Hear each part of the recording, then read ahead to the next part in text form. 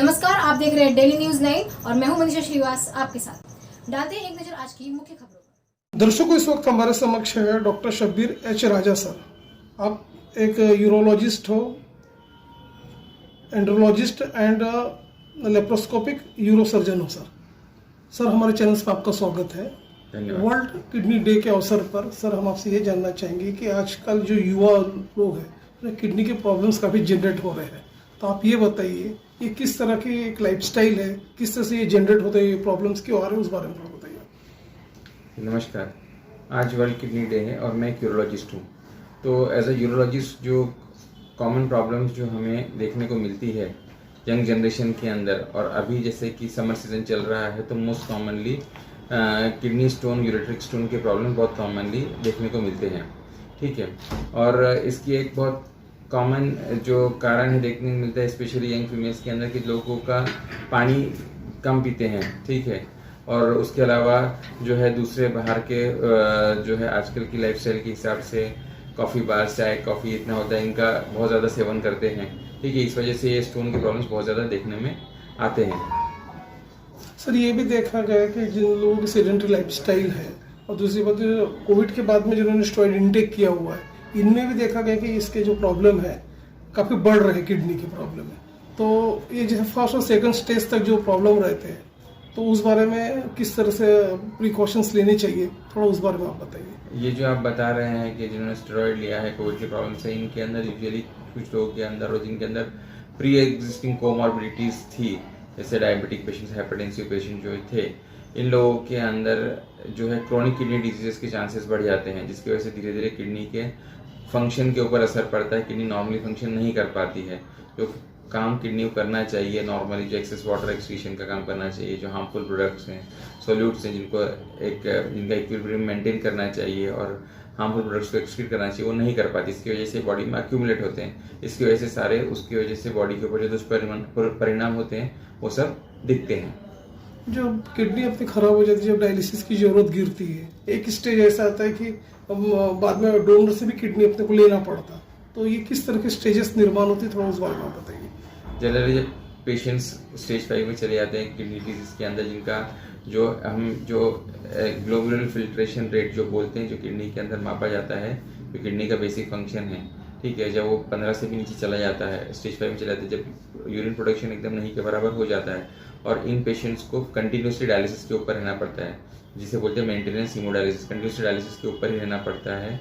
तो ऐसे पेशेंट के अंदर यूजुअली ट्रांसप्लांट करना पड़ता है, क्योंकि या तो उन्हें लाइफ लॉन्ग डायलिसिस पे रहना पड़ेगा। अगर ट्रांसप्लांट कर लेंगे, सक्सेसफुल ट्रांसप्लांट हो गया, किडनी में फंक्शन अच्छा करना शुरू कर दिया, तो फिर वो डायलिसिस से बच सकते हैं, डायलिसिस करने की जरूरत नहीं पड़ेगी। अब आप जो बोले डोनर, तो डोनर दो तरह के डोनर होते हैं, या तो फैमिली में कोई डोनर डोनेट करे उनको, ठीक है, जिसे लाइफ रिलेटेड बोलते हैं, या तो फिर कैडेवर्स जो लेते हैं, मतलब जिनका ब्रेन डेड पेशेंट्स रहते हैं, और उन पेशेंट्स के अंदर अगर किडनीज नॉर्मल फंक्शनिंग रहती हैं तो उनसे ये पेशेंट्स को दी जा सकती है। इस तरह से दो होते हैं। अनरिलेटेड भी होते हैं, वो एक अलग पार्टी जिनके अंदर के जो एक दूसरे की जो हेल्प के लिए जो देते हैं, ठीक है, लेकिन ब्लड रिलेशन के अंदर एग्जैक्ट ब्लड रिलेशन में नहीं आते हैं, उनको ऑल्ट्रोइस्टिक बोलते हैं। इस तरह के अलग अलग टाइप के रीनल ट्रांसप्लांट्स होते हैं। यूरिन ब्लैडर डिसफंक्शंस के भी प्रॉब्लम काफ़ी बढ़ रहे हैं, यूरिन प्रोटीन्स की मात्रा बढ़ते जा रही है। तो आप ये बताइए, ये जो युवा लोगों की जो लाइफस्टाइल है, तो ये किस तरह के डिजीज होते हैं जो ये सब जनरेट हो रहे प्रॉब्लम? ये जो सब आप जो बोल रहे हैं प्रोटीन्स बढ़ते हैं, जब यूरिन में प्रोटीन्स बढ़ते हैं, यूरिन में प्रोटीन्स बढ़ते हैं कब बढ़ते हैं? तो किडनी प्रॉपर फंक्शन नहीं कर रही है, फिल्ट्रेशन प्रॉपर नहीं हो रहा है, एक्सेसिव प्रोटीन यूरिन में लॉस हो रहा है। तो ये भी एक टाइप की क्रोनिक किडनी डिजीजेज है।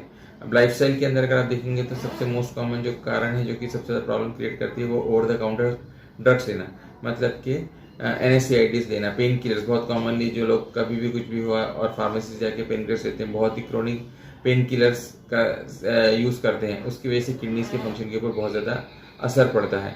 इसके अलावा आजकल के जो लाइफस्टाइल हैबिट्स है, उसके अंदर जो जिस टाइप के ड्रिंक्स हैं, अलग अलग टाइप के एडिक्शंस हैं, ये सब चीज़ों का भी किडनी के फंक्शन के ऊपर बहुत ज़्यादा असर पड़ता है। इवन ये भी देखा कि प्रोस्टेट कैंसर के भी पेशेंट्स काफ़ी आ रहे हैं, तो ये किस वजह से आ रहे हैं सर? प्रोस्टेट कैंसर जो आप स्पेसिफिकली आप बोलेंगे, प्रोस्टेट की बीमारियां के अंदर कैंसर उसका जस्ट एक पार्ट है, ठीक है। प्रोस्टेट रिलेटेड मोस्टली प्रॉब्लम्स जो होते हैं ये एज रिलेटेड डिजीजेस होते हैं after the age of 50-60s ये सब प्रॉब्लम्स कॉमनली देखने में आते हैं।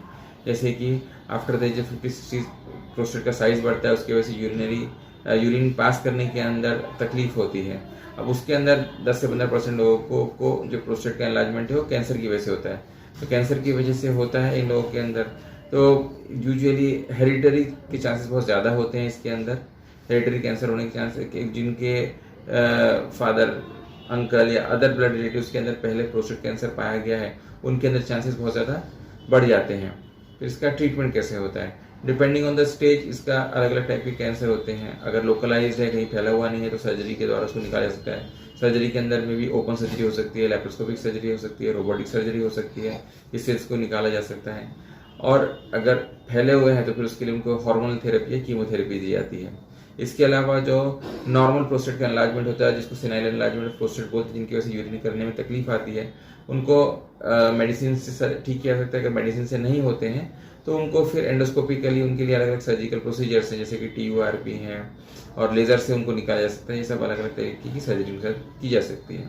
सर, वर्ल्ड किडनी डे पे आप एक मैसेज दीजिए युवाओं को कि किस तरह से वो अपनी किडनी को हेल्थ रखा जाए ताकि ये डिजीज उसमें स्प्रेड ना हो। थोड़ा एक मैसेज बताइए अवेयरनेस का। सबसे ज़्यादा में जैसे कि मैंने बताया है कि लाइफस्टाइल मॉडिफिकेशन बिल्कुल करना चाहिए, जितना हेल्दी लाइफस्टाइल हो सके उतना। हर तरह के एडिक्शन से बचना चाहिए, ठीक है। Over the counter drugs, specially pain killers, ये सब यूज़ नहीं करना चाहिए। जैसे ही हमें कभी कोई प्रॉब्लम ऐसे पता चले, जैसे स्टोन की, जैसे मैंने आपको बताया शुरू में, स्टोन कॉमन डिजीज है, यंग पॉपुलेशन में होती है, हमें लगे तो उसका प्रॉपर ट्रीटमेंट प्रॉपर यूरोलॉजिस्ट से लेना चाहिए, उसको नज़रअंदाज नहीं करना चाहिए। इसके अलावा अभी ये वर्ल्ड किडनी डे है, तो मैं ट्रांसप्लांट के लिए मैं लोगों को जागरूक करना चाहूँगा कि लोगों ने ऑर्गन डोनेशन के लिए बहुत ज़्यादा, जैसे बोलते हैं कि अन्य दान श्रेष्ठ दान, तो ऑर्गन डोनेशन के लिए भी लोगों ने बहुत आगे बढ़ के आना चाहिए और लोगों ने ऑर्गन डोनेशन भी करना चाहिए। ऐसी ताज़ा खबरों की अपडेट के लिए आप देखते रहिए डेली न्यूज़ 9 और हमारे चैनल को लाइक करें, ज़्यादा से ज़्यादा शेयर करें और सब्सक्राइब करें।